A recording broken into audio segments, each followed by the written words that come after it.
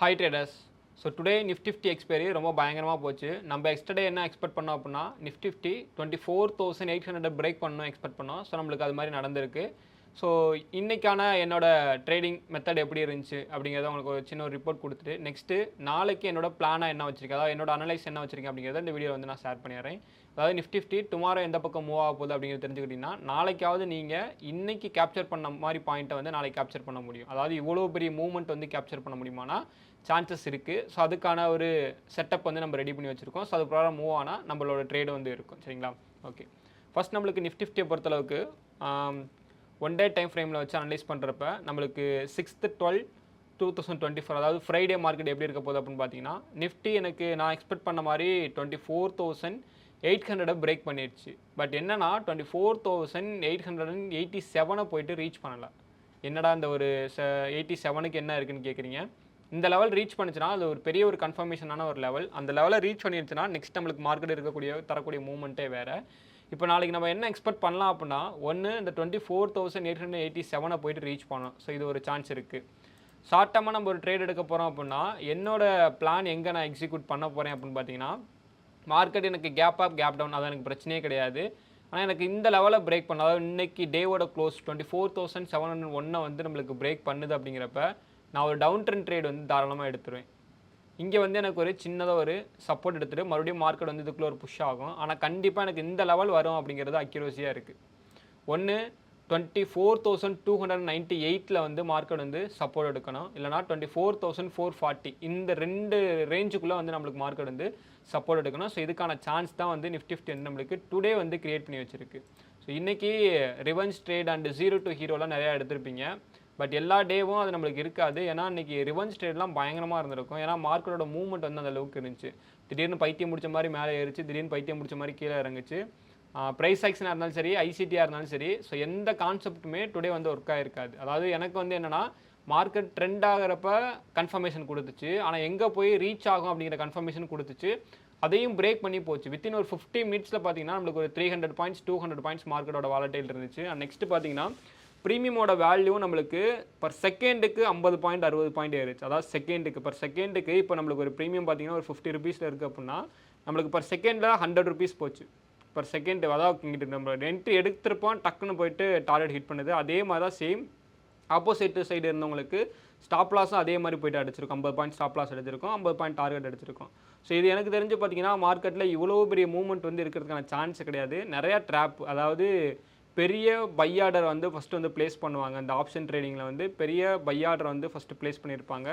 Equity மார்க்கெட்டில் by ஆர்டரை place பண்ணிவிட்டு ஆப்ஷனில் வந்து 0 to ஹீரோ பண்ணுறதுக்காண்டி இந்த ஒரு ஸ்கேல்பிங் மெத்தடை வந்து ஃபாலோ பண்ணுவாங்க. ஸோ அதுதான் ஆக்சுவலாக இன்றைக்கி வந்து நடந்தது.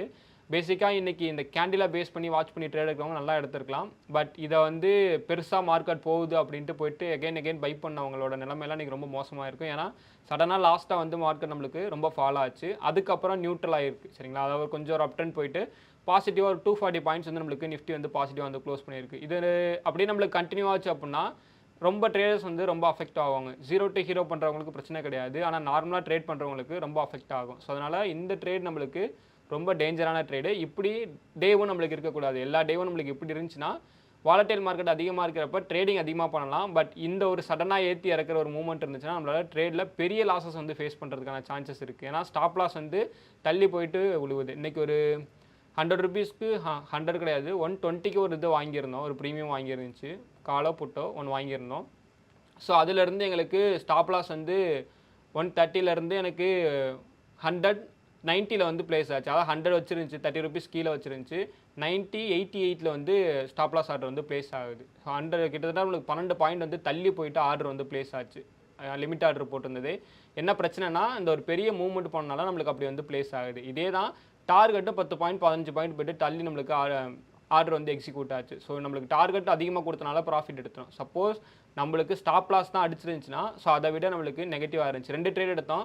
ஒன்று ஸ்டாப் லாஸ் அந்த மாதிரி 10 பாயிண்ட் தள்ளி அடிச்சிச்சு, இன்னொரு ட்ரேட் எடுக்கிறப்ப டார்கெட் 10 பாயிண்ட் தள்ளி அடிச்சதுனால நம்மளுக்கு ஈக்குவல் ஆகிடுச்சு. சரிங்களா?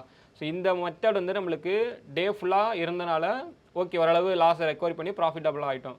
பட் நம்மளுக்கு மார்னிங்லேருந்து ஈவினிங் வரைக்கும் அந்த மெத்தட் இருந்தனால தான். ஸோ சப்போஸ் இல்லை ஒரு மெத்தட்லேயே மார்க்கெட் வந்து மூவ் ஆயிருந்துச்சு அப்படின்னா நம்மளால் லாஸ் போயிருந்தாலும் கண்டிப்பாக அதை ரெக்கவரி பண்ண முடியாது. அடுத்த டே மார்க்கெட்டுக்குள்ளே வர்றதுக்கு முன்னாடி ஒரு ஃபியர் வந்து கிரியேட் ஆகும். என்னன்னா எஸ்டர்டே இருந்த மாதிரி மார்க்கெட் இருக்குமா அப்படிங்கிறது தோணும். ரெண்டாவது எஸ்டர்டே பண்ண லாஸை இன்னைக்கு அதே மாதிரி மார்க்கெட் இருந்தால் நம்ம ரெக்கவரி பண்ணிடலாம் அப்படிங்கிற ஒரு மைண்ட் செட் வந்துடும். ஸோ என்னதான் இருந்தாலும் உங்களோட ட்ரேடிங் ஸ்ட்ராட்டஜி என்னவோ அதை மட்டும் ஃபாலோ பண்ணுங்கள். ஸோ இப்போ நான் என்ன சொல்லியிருந்தேன் அப்படின்னா, எனக்கு இந்த 2 சப்போர்ட் லெவலுக்குள்ள மார்க்கெட் வந்து சப்போர்ட் எடுக்கணும். ஸோ இதான் நாளைக்கான ஐடியா எனக்கு பேஸ் பண்ணுற அளவுக்கு. ஆனால் 24,857 பிரேக் பண்ணால் மார்க்கெட்டில் அப் ட்ரெண்ட் போகிறதுக்கான சான்சஸ் இருக்குது அப்படின்னு ட்ரேட் எடுக்காதீங்க. 24,871 சரிங்களா, இதை பிரேக் பண்ணால் மார்க்கெட் 24,950 வரையும் மூவ் ஆகிறதுக்கான சான்சஸ் இருக்குது. ஸோ அது வரையும் ஒரு சின்ன ட்ரேட் எடுத்துகிட்டு அதுக்கப்புறம் மார்க்கெட் வந்து ஒரு ரீட்ரெஸ்ட் பண்ணும். ஸோ இங்கே வந்துட்டு இவ்வளோ தூரம் போயிட்டு உங்களுக்கு ஒரு ரீட்ரெஸ்ட் பண்ணுது அப்படின்னா அது டேவோட ஹை வரையும் ரீட்ரெஸ்ட் பண்ணால் ரொம்ப மகிழ்ச்சி. ஸோ அதுக்கப்புறம் நம்ம 25,000 ரீச் பண்ணுறதுக்கான சான்சஸ் இருக்குது. 25,096 வந்து நெக்ஸ்ட் நம்மளுக்கான ரெசிஸ்டன்ஸ் லெவலாக நம்ம வந்து வச்சுருக்கோம். சரிங்களா, என்னோட அனலிஸை பேஸ் பண்ணுற அளவுக்கு 25,250 வரையும் நம்ம வந்து எக்ஸ்பெக்ட் பண்ணலாம். டவுன் ட்ரெண்ட் போச்சுன்னா நம்மளுக்கு இதுக்குள்ளே சப்போர்ட் எடுக்கணும். ஆனால் ஒன்ஸ் நம்மளுக்கு இங்கே உடைக்குது அப்படின்னா நெக்ஸ்ட் நம்ம எக்ஸ்பெக்ட் பண்ணுறது நம்ம ஆல்ரெடி இந்த 24,298 நம்மளுக்கு உடைக்குதுன்னா ஆல்ரெடி நம்ம என்ன எக்ஸ்பெக்ட் பண்ணோம் 23,855. ஸோ இங்கே வந்து நம்மளுக்கு மார்க்கெட் வந்து ரீச் பண்ணும். இன்ட்ராடேக்கான கன்ஃபர்மேஷனை பேஸ் பண்ணுற அளவுக்கு சேம் தான். மார்க்கெட் நம்மளுக்கு கேப் அப்பில் ஓப்பன் ஆகுது அப்படிங்கிறப்ப இங்கேயே நம்மளோட ட்ரேடை வந்து எக்ஸிக்யூட் பண்ணிடுவோம். அதாவது இந்த பிளேஸ் 24,772லேயே வந்து எக்ஸிக்யூட் பண்ணுவோம். இந்த இடத்துல சின்னதாக ஒரு ஸ்ட்ரகிள் ஆகும். நெக்ஸ்ட்டு பார்த்தீங்கன்னா கண்டினியூஸாக மார்க்கெட் செல் ஆக ஸ்டார்ட் ஆகும். இந்த லெவலாக 24,574 வந்து மார்க்கெட் வந்து சப்போர்ட் எடுக்க சான்ஸ் இருக்குது. ஸோ அங்கே நம்மளுக்கு சப்போர்ட் எடுக்கலை அப்படின்னா மார்க்கெட் ஃபர்தராக கீழே விழுந்து இந்த லெவலுக்கு வரணும். 24,500 வந்து சப்போர்ட் எடுக்கணும். இந்த ட்ரெண்டுக்கும் அதுக்கு சப்போர்ட் எடுக்கணும். ஆல்ரெடி ட்ரெண்டை வந்து அட்வான்ஸாக சப்போர்ட் எடுத்திருக்கு. ஸோ அங்களுக்கு நம்ம அங்கேயே நம்மளுக்கு பிரேக் ஆகுது அப்படின்னா அகெயின் நம்மளுக்கு இந்த சப்போர்ட்டை உடைக்கிறதுக்கான சான்சஸ் தான் அதிகமாக இருக்குது. ஸோ இதான் வந்து நாளைக்கு நான் என்னோட ட்ரேடிங் ஐடியா வந்து ஃபிக்ஸ் பண்ணியிருக்கேன். ஸோ இந்த பிளான் கண்டிப்பாக நடக்கும்னு நினைக்கிறேன். மேபி என்னோட ஃபோக்கஸ் ஃபுல்லாக டவுன் ட்ரெண்டில் தான் இருக்குது. அப் ட்ரெண்டில் சின்னதாக டார்கெட் மட்டும் வச்சுருக்கோம். அது எங்கன்னா 24,950 வரையும் வச்சுருக்கோம். அதை பிரேக் பண்ணால் தான் நெக்ஸ்ட் ஒரு பெரிய மூவ்மெண்ட்டுக்கான டார்கெட் வந்து ஃபிக்ஸ் பண்ணியிருக்கோம். ஸோ இந்த அனாலிசிஸ் வீடியோ பிடிச்சிருந்துச்சுன்னா மறக்காமல் வந்து லைக் பண்ணுங்கள். அண்ட் நெக்ஸ்ட்டு உங்களோட ஃப்ரெண்ட்ஸ் சர்க்கிள் யாராவது ஸ்டாக் மார்க்கெட்டை பற்றி லேர்ன் பண்ணியிருந்தாங்கன்னா ஸோ அவங்களுக்கு வந்து இந்த வீடியோ வந்து ஷேர் பண்ணி விடுங்க. மேலும் நம்மளோட ப்ரீ மார்க்கெட் அனலிஸ்ட் வீடியோ பார்க்கணும்னு வச்சிங்கன்னா மறக்காமல் நம்மளோட சேனலை வந்து சப்ஸ்கிரைப் பண்ணி வச்சுக்கோங்க. Okay, I am not a SEBI registered advisor. This video full and fully education purpose only. Thanks for watching. Thank you.